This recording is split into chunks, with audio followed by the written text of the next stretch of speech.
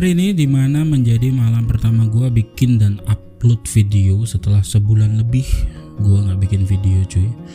Gue pengen ngebahas salah satu tema yang sebenarnya gak rame-rame banget sih, cuman gue yakin banyak dirasain teman-teman kita yang berprofesi sebagai driver ojol, geng ijo-ijo, entah itu Gojek maupun Grab. Kenapa ini jadi penting? Karena banyak driver ojol yang ngeluh akan segala regulasi-regulasi kekinian yang diterapkan oleh Gojek maupun Grab. Dan gue yakin gak ada yang peduli atau bahkan boleh gue katakan gak ada konten kreator yang pernah angkat isu ini atau tema satu ini. Setahu gue ya, koreksi kalau gue salah. Oh ya, mungkin ada beberapa dari kalian yang belum tahu kalau gue juga punya usaha warung makan kecil-kecilan cuy. And as you know, itu berintegrasi langsung sama kedua geng ijo-ijo itu. Dan mungkin ini juga salah satu alasan kenapa perlu gue angkat isu ini. Apakah gue selaku merchant kedua perusahaan jasa terbesar di Indo ini juga berdampak atas apa yang dikeluhkan para driver-driver ini? Nanti bakal gue bahas.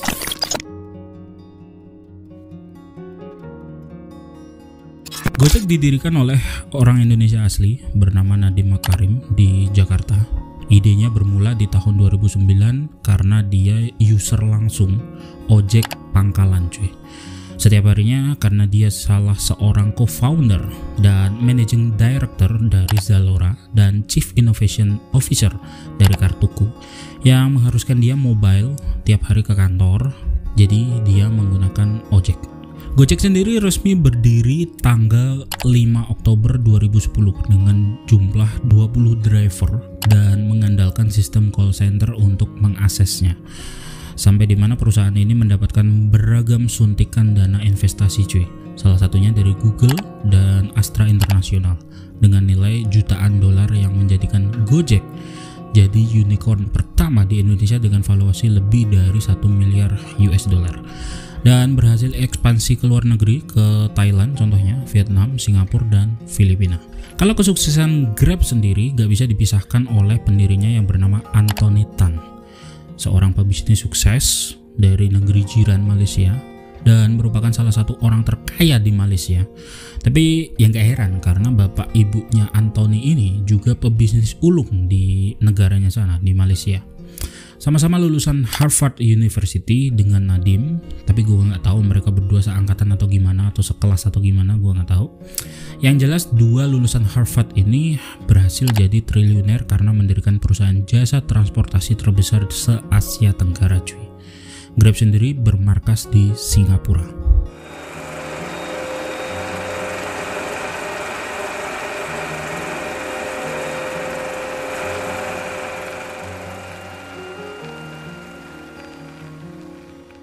Nadiem sendiri di berbagai kesempatan sering ngomong kalau ide awal lahirnya Gojek berangkat dari keprihatinannya kepada supir ojek yang kerja kurang lebih 14 jam, start jam 8 pagi sampai jam 10 malam, nggak ketemu anak istri, itu pun cuma dapat rata-rata 4 penumpang. Berangkat dari situ dia pengen mewadahi supir-supir ojek dengan wadah berbadan hukum berbentuk aplikasi yang jelas soal kuantitas orderan, jarak trip, berikut pendapatannya cuy. Jadilah dia bersama dua orang temannya yaitu Michael Angelo Moran dan Kevin Alui mendirikan PT Karya Anak Bangsa atau lebih dikenal Gojek. Kalau Anthony Tan sendiri awalnya cuma pengen mengatasi permasalahan carut-marutnya taksi di Malaysia. Jadinya dia kepikiran buat perusahaan transportasi yang awalnya bernama MyTaxi. Dan baru di tahun 2012 Tan atau Anthony ngerubah namanya jadi Grab Taxi. Dan boom, jadilah perusahaan Dekakorn, jasa transportasi terbesar se-Asia Tenggara dengan nilai valuasi lebih dari 500 miliar US dollar.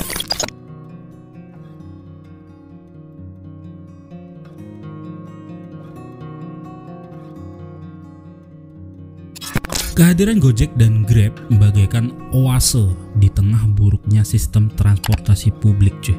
Kondisi ini adalah realitas di berbagai banyak kota besar di berbagai negara, terkhusus Indonesia sendiri.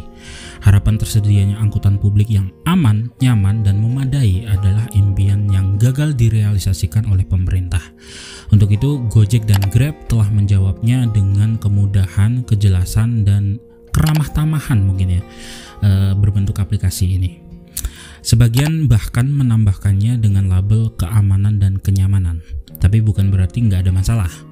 Di awal kemunculannya banyak kontroversi yang hadir cuy, mulai dari pemboikotan dari supir ojek konvensional, supir taksi konvensional di berbagai fasilitas publik seperti bandara, terminal, dan stasiun. Belum lagi pemasangan baliho menolak kehadiran jasa transportasi berbasis aplikasi ini yang dikhawatirkan merenggut mata pencaharian mereka yang bekerja secara konvensional. Belum lagi masalah legalitas operasi Gojek maupun Grab yang menyalahi UU atau Undang-Undang Nomor 22 Tahun 2009 tentang lalu lintas sebagai dasar hukumnya. Meskipun lambat laun masalah di awal ini tertutup dengan sendirinya dengan berbagai terobosan yang dilakukan Gojek maupun Grab, contohnya bekerja sama dengan pihak stasiun untuk mendirikan Gojek atau Grab Point dan mengajak pemerintah untuk meregulasi kembali aturan tentang transportasi publik.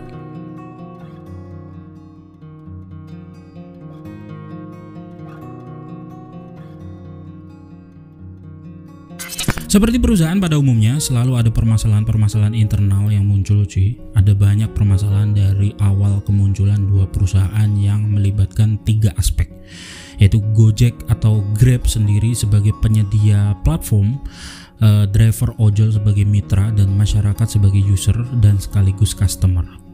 Di tahun-tahun awal kemunculannya, driver ojol dimanjakan dengan orderan atau trip yang melimpah cuy. Yang kayak gua omongin di awal tadi, masyarakat Indo seperti nemu oase di tengah padang pasir kelangkaan fasilitas publik yang ngejawab kebutuhan mendasar masyarakat kota-kota besar, terutama dalam hal fasilitas penyedia jasa pengantaran barang makanan maupun tumpangan. Tapi lambat laun masalah muncul bertubi-tubi. Ketiga aspek yang gua sebutin tadi sama-sama menimbulkan masalah.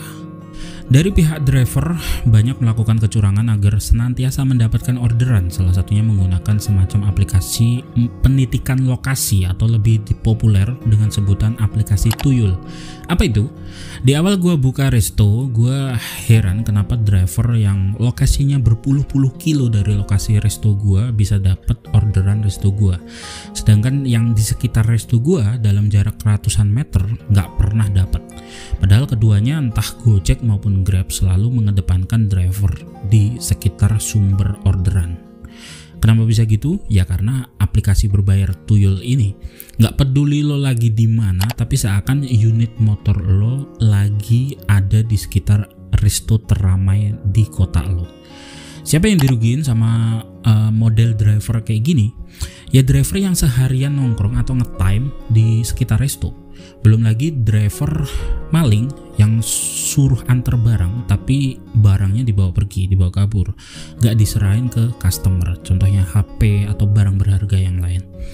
Belum lagi driver yang melakukan pelecehan seksual ke penumpang entah ride ataupun car. Belum lagi driver yang dengan sengaja up harga food yang diantar. Dan masih banyak lagi problematika dari driver yang kudu diselesaikan satu persatu oleh pihak aplikator. Dari pihak customer atau user sendiri bukan tanpa cacat. Dari awal pembentukan aplikasi penyedia jasa ini terlalu memanjakan user atau customer cuy. Apakah salah? Ya enggak sih, asal equal. Sampai detik ini pihak aplikator masih menganak emaskan user dan menganaktirikan mitra, entah itu merchant resto kayak gua atau mitra driver. Buktinya laporan dari customer lebih didengar sama pusat daripada laporan dari kedua mitra yang padahal dengan jelas ada kontrak kerjasama antar keduanya. Pihak aplikator kemungkinan lupa ya, bahwa nggak semua user ataupun customer memiliki cukup pertimbangan logis dan bertanggung jawab tentunya untuk memberi rating atau bintang ke driver ataupun resto. Padahal pengaruhnya bisa membuat driver itu kehilangan pekerjaan atau resto bisa tiba-tiba sepi karena tersisih perkara rating di beranda aplikasi aplikasi. Contohnya driver yang dapat bintang 3 ke bawah cuy. Artinya keberlangsungan sebagai mitra bisa jadi suram. Bintang 3 itu berpengaruh ke jumlah orderan hari-hari kedepannya cuy. Orderannya makin sepi dan aplikasinya gagu. Bintang 2 dapat peringatan keras lewat email dan aplikasinya dibekukan sementara dengan waktu yang ditentukan oleh aplikator pusat. Bisa beragam tergantung berat ringannya kesalahan yang dilakukan oleh driver. Ada yang seminggu, ada yang 2 minggu. Artinya selama itu driver ini nggak bisa kerja cuy. Kalau bintang 1 ini yang tragis. Driver bakal diputus kerjasamanya dengan pihak aplikator. Artinya driver bakal di PHK. Masalahnya kalau emang driver melakukan kesalahan fatal sih, ya emang pantas digituin. Misalnya melakukan pelecehan seksual ke customer, menghina customer, melakukan kekerasan verbal atau non-verbal berikut tindakan yang tidak menyenangkan mungkin kepada customer, ataupun customer ngerasa dirugiin secara material oleh driver. Menurut gue sah-sah aja dikasih bintang 1. Tapi di luar itu yang gue sebutin tadi, gue rasa berlebihan banget ya kalau customer kasih bintang 1 ke driver atau ke resto mungkin tanpa mengetahui apa dampak yang dihasilkan dari keputusan emosional sesaatnya mereka itu. Cuma karena nggak sesuai dengan harapan mereka mungkin para customer ini. Gue rasa itu sangat berlebihan. Apalagi terkhusus resto zaman sekarang. Resto zaman sekarang itu kayak korban penculikan yang bisa dihantam dari kedua sisi cuy. Entah dari customer ataupun driver. Ya gimana? Customer bisa kasih ulasan dan rating bintang seenaknya ke resto. Driver pun sama. Bisa kasih kesan mendalam dan rating ke resto. Driver bisa kasih rating ke customer. Customer juga bisa kasih rating ke driver. Tapi resto 0 gede. Nggak bisa kasih perspektif lain ke aplikator. Padahal kalaupun jikapun ada misleading atau kesalahan, harusnya aplikator sebagai penyedia layanan menurut gue ya bertindak sebagai wasit yang melihat masalah lebih objektif dan memutuskan masalah dengan sangat equal. Nggak dengerin dari sisi customer doang, nggak dari driver doang, juga nggak dari resto doang misalnya. Ketiga pendapatnya itu dikumpulin, gue yakin ada benang merahnya. Keputusan akhir tetap di aplikator yang memutuskan. Tapi kalau sekarang tuh nggak. Resto tuh nggak dikasih kesempatan buat menyajikan pandangan yang berbeda atau sudut pandang yang berbeda. Dan parahnya nggak diberi kesempatan memberi rating customer maupun driver.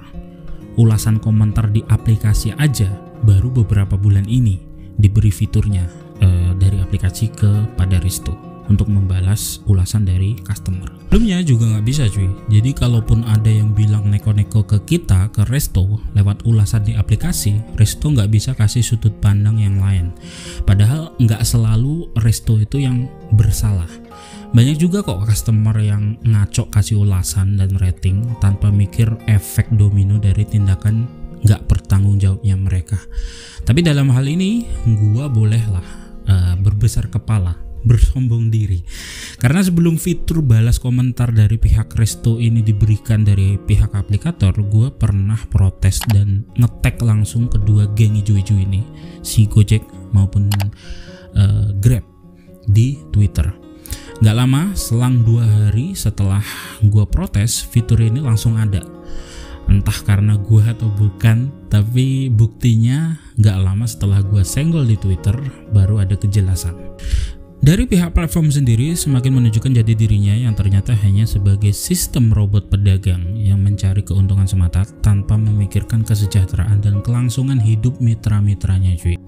Dan ya, driver dan merchant atau resto hanya sebuah sapi perah untuk menghasilkan jutaan dolar untuk platform dan tentu saja menaikkan nilai jual investasi semata. Gak heran banyak pihak menyebut Gojek dan Grab sebagai produk gagal karena drivernya kerap mengeluh dan berdemo. Selain itu, driver ojol sebagai mitra nggak akan merasakan peningkatan pendapatannya karena tergerus oleh potongan fasilitas aplikasi yang sangat besar cuy.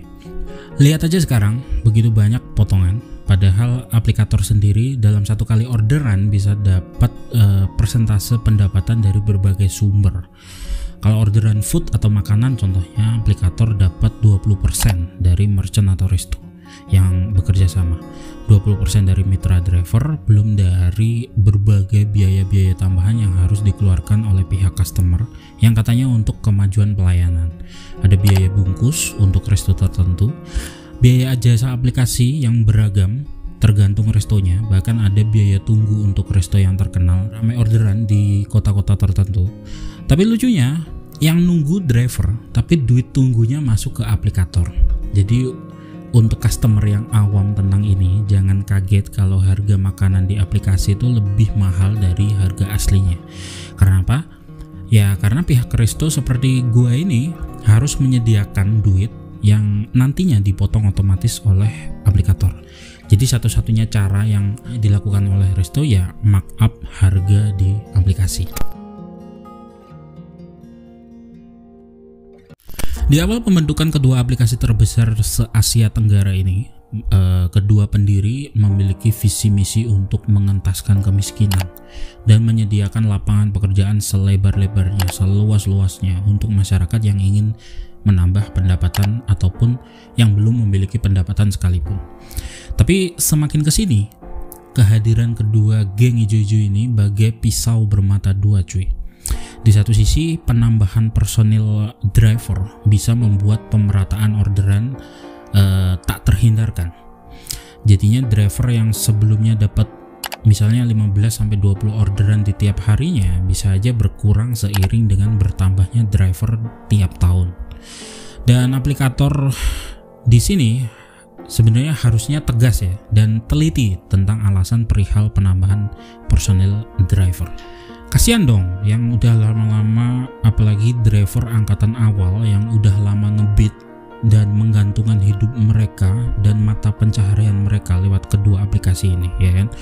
Di sisi lain banyak generasi muda yang malas-malasan meneruskan pendidikan cuma karena udah ngerasa nyaman jadi driver ojol atau online tanpa berpikir untuk meneruskan pendidikannya dan berusaha mencari pekerjaan yang lebih baik. Bukan berarti menjadi driver ojol ini kurang baik ya, bukan. Tapi untuk anak-anak muda yang kesempatannya itu masih terbuka lebar dan ditunjang dengan umur yang masih fresh, alangkah baiknya, alangkah eloknya kalau mereka sedikit berusaha untuk meraih kesempatan yang lebih baik. Khususnya untuk anak-anak yang baru lulus SMA, cuy. Lebih sempurnanya lagi kalau mereka mau membiayai sendiri kuliah mereka dengan menjadi driver ojol. Apa nggak perfect gitu, ya kan? Udah nggak ngerepotin orang tua, giliran udah lulus bisa apply lowongan pekerjaan sesuai dengan disiplin ilmu yang dia ambil.